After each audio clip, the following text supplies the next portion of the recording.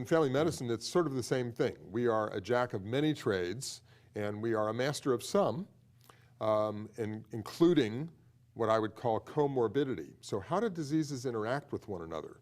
How do you treat someone who's both depressed and diabetic?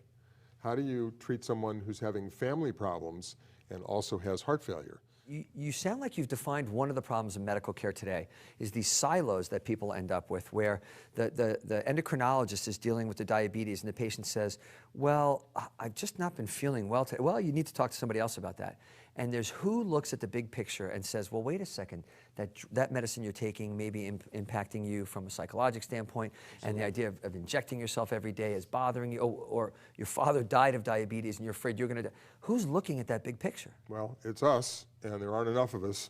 And I think that that's really a really critical point that I was getting at the comorbidity. I just saw a young man in the practice yesterday, and he has a very interesting set of two neurologic problems. And he had seen a neurosurgeon, a neurologist or two. He'd seen a cardiologist, he'd seen a hematologist, and he came to see me so we could just sort of chat about everything and put it all together. And so I often think of the physicians on Star Trek. You know, if you look at Bones and Yes. all of his successors, they're all generalists. They're all primary care physicians, even though they have the world's best tools, some of which I would love to have. And they're dealing with things that are way over anyone's head because it's on television.